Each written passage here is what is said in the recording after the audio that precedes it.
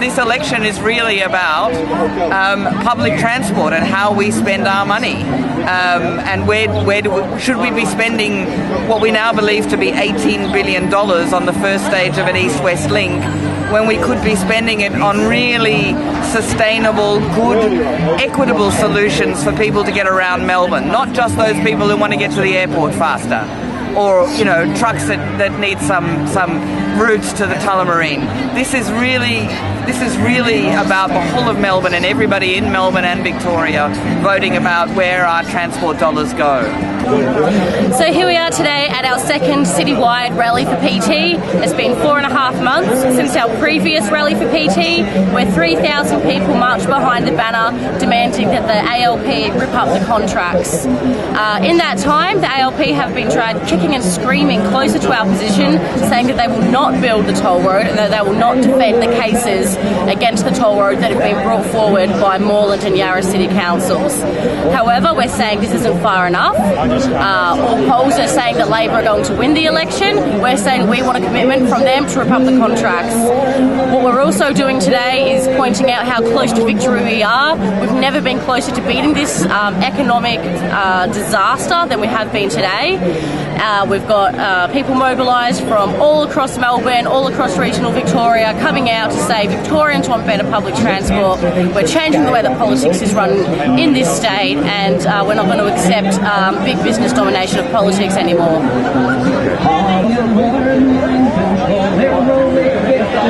Join the campaign for better public transport. Sign the pledge today.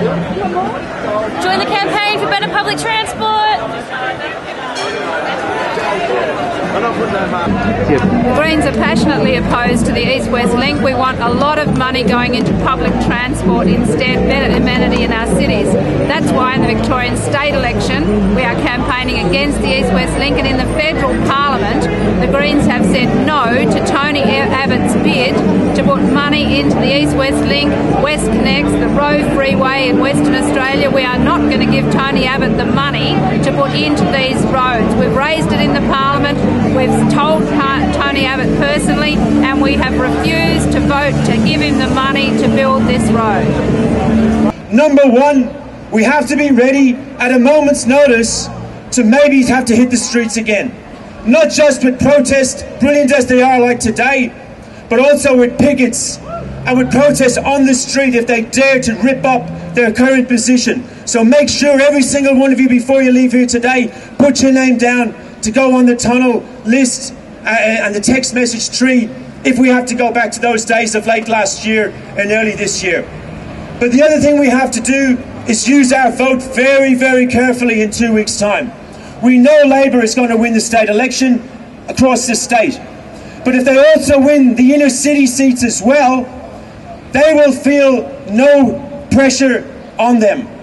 If they win the state and lose inner city seats, they will know that if they walk away from their opposition to the tunnel, they will lose the inner city forever. The inner city of Melbourne, which spawned the Labor Party 100 years ago, will vomit the Labor Party out forever. And that is why you have to be very careful with your vote in 2 weeks' time.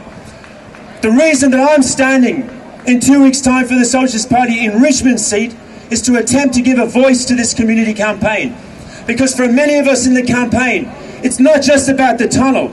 It's also about the type of politics we have in this city right now and in this country, where the developers and the big business and the fact of Gina Reinhardt paying zero tax, earning $1 million every 30 minutes last year, they control the major parties. He who pays the piper picks the tune. So we want different politics, different ideas, but also politics back to the streets, where protests like this, where pickets, where petitions, where public meetings bring politics out of the parliament and back onto the streets like the people have done in Hong Kong and through the Arab Spring. That's what we have to do in the next period. So work hard in the next 2 weeks to get rid of this rotten, dirty government. But don't think it's over after the election. Get ready to hit the streets. Get ready to be part of this movement. You have done very, very well so far. But keep your powder dry, it's not over yet. Congratulations for all what you've done, and if we keep at it, we will win, not just against this tunnel, but against the rotten politics that for too long has dominated Victoria and Australia. Thank you. We can't go down that path where big business dictates that we need more roads, that we need fossil fuels, that we need all these things that the community doesn't want and doesn't need. So we need to put forward our own ideas of what we as a community need. We need to move away from fossil fuels. We need to move away from carbon-intensive industries and building more roads. We also need to keep campaigning after the election, because Labor is going to be, whatever your position is on Labor, whether you're a supporter or not, the fact is Labor will be under massive pressure from the construction conglomerates, from the trucking companies to build this thing. And so we need a public campaign on the ground to keep Labor on track, make sure they don't build it. If we just let them go scot-free like we've done in campaigns before, then they might take it out. They might give in to the pressure from the big companies. We need to keep the public campaign going. In the 2010 election, the Liberal Party went to the electorate saying we are going to reinstate trains between Geelong, Ballarat, Maryborough, Castlemaine and Bendigo, linking the major goldfields cities to the Port of Geelong. But we've got to do a study first. And they did a study, and they worked out it was going to cost nearly $1 billion for existing track. On several bits of it, there's existing trains running. And this was released last year, and there were a lot of people pretty horrified by it. It was only a way of getting this government off the hook. They don't want public transport, but they had to get a mob of consultants to come along and prove that they couldn't afford it. I'm an engineer by profession. I earn my money as an engineer, I earn my living as an engineer, and I did a study, and we produced this document, the Rail Revival Study, an alternative, and I've got some copies if anyone wants some afterwards. And we say we can do the whole thing for less than $100 million. And there are a lot of other people who agree with us on that. And so we started organising about this time last year, organising rallies nearly as big as this in places like Newstead, and Carisbrook, and Malden, and Talbot, and Geelong. And we've run trains down these lines to prove that it can happen. What we've unfortunately come to the realisation is that the Liberals were lying to us to say they were really interested in the project, and that the Labor Party is too gutless to back us. Too gutless. And you're talking to what would be described as a rusted-on Labor supporter. Well, I'm on strike on the 29th of November. I've handed out how-to-vote cards since the Aboriginal referendum when I was a kid of 14, and this is the first time I'm not handing out cards for the Labor Party because they're too gutless. Thanks very much, Anthony. Give it up! Yeah, give it up. Look at that old man saying give it up, reliving his childhood. Well, look, thank you all very, very much for coming. I've stood up here on the backs of trucks many times. This is a really great turnout, and I thank you very much for being here. Now, I've got some written words, which is something I don't normally do, but I'll read them out. I'm speaking on behalf of Protectors of Public Lands Victoria, a coalition of 80 member groups dedicated to the protection of environmental and heritage sites of significance. And I'm also speaking as a member of the Royal Park Protection Group. Since our establishment 15 years ago, we have opposed the extension of the Eastern Freeway, which has now morphed into the East-West Link, and over the years have fought a series of legal battles to save Royal Park. Our groups have concentrated on the likely disastrous impacts of the East-West Link on Royal Park, the Moonee Ponds Creek and parklands in the municipalities of Melbourne, Moonee Valley and Moreland. Royal Park constitutes the lungs of Melbourne with grasslands and open woodlands. It is a wildlife habitat, a centre for formal and informal sport, and contains wetlands which are a remarkable water recycling and storage area for Melbourne.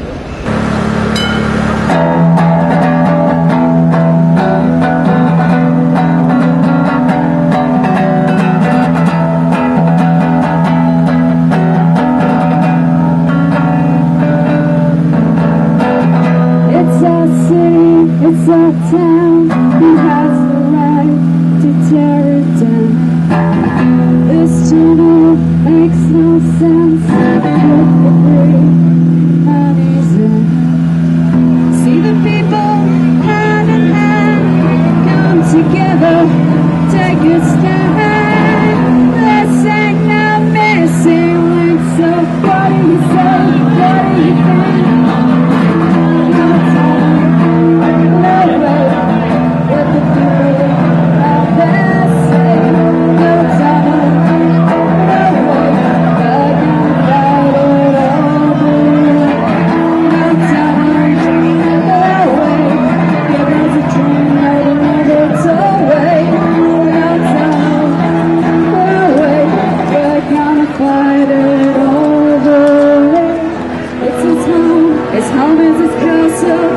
wanna tear it down, but it's total disaster.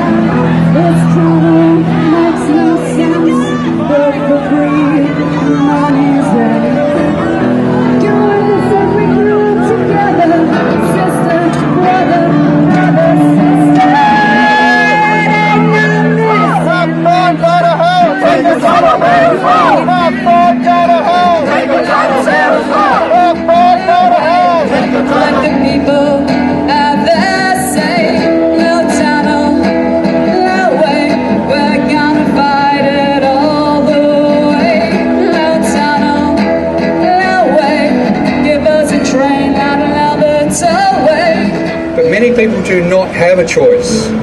There are thousands of people in Victoria who are not able to drive a car, possibly because of age or possibly because of disability.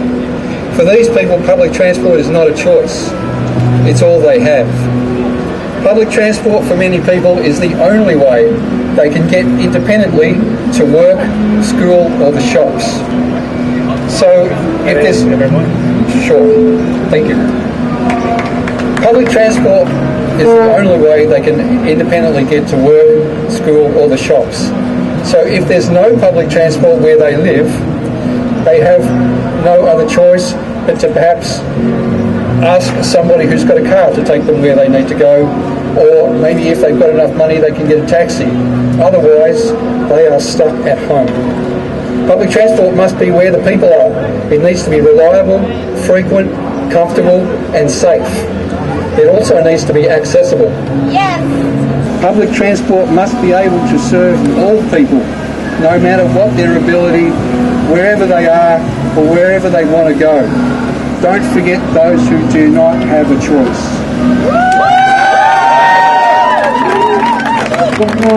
Thanks so much, Ray.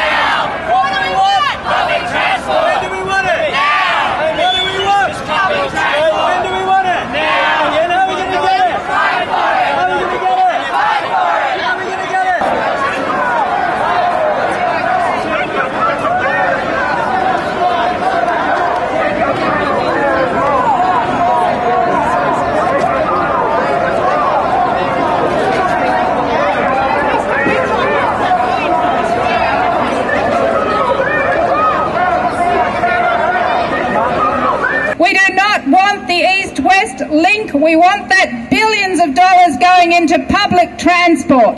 That is what the people want. In the federal government already, in the parliament, with me today is Janet Rice, who's our new senator for Victoria. She has asked time and time again for the documents to show what Tony Abbott claims, that there is some kind of business case for the East-West Link. There is no business case. They've refused to present the documents. It is just a confidence trick from the Liberals, who will destroy Royal Park, who will waste $17 billion and who will leave Melbourne without the public transport system that it deserves as a growing and vibrant city. We are sick and tired of those people who are the big property developers, who run the toll road companies, actually donating to the Liberal Party and then getting the returns that they think they can get after the election. It's got to stop. And the best way of shining a light, the best way of getting transparency, the best way of stopping those backroom deals is to put the Greens in balance of power in both houses, and therefore they can't stitch up the deals in the back rooms. Fundamentally, I believe that direct action is the only way to create lasting change. And so I joined the East-West Tunnel Picket, a small group of committed people from all walks of life.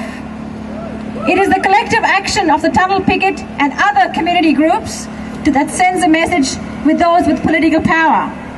It is our collective action that put the East-West link on the front page of the daily newspapers and on morning television not so long ago. It is our collective action that has led the Napthine government to come up with all the glossy images promoting the road that will be a burden to taxpayers. Our collective action also revealed the duplicity of the ALP. So it's very clear to me that the lesson is that direct political action is the key. Use your vote and vote for pro-public transport candidates. That's the least everyone here can do. But on top of that, we're asking people to get involved with this movement. We are going to win better public transport in this city, but we need your help. It's going to be a community campaign and mass action that's going to get us there in the end. There's 3 Supreme Court cases against the East-West link running at the moment. One I'm involved in. We're waiting for the next hearing because the appeal court ruled that in the first trial in the Supreme Court we were denied procedural fairness. So it's as if the clock's been wound back. We start again and we have a trial again from the beginning. And this time we'll have an argument about whether we get access to the secret documents, in particular the complete business plan and various other documents which the government is still trying to keep secret, because we're pretty sure that there'll be further evidence within these documents that will show misleading and deceptive conduct on behalf of the government in promoting and beginning work on this project. The message from our community is very clear. People want a change of government, but they also want a change in politics. They don't want the same tired parties coming back. So if the Greens are in the balance of power, we will not support Napthine, and we will negotiate for a progressive, stable government with Greens policies being implemented.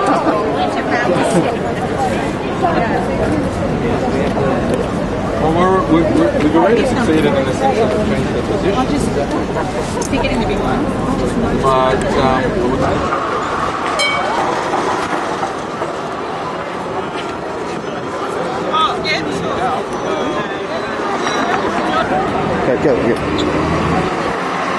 Go ahead, yeah.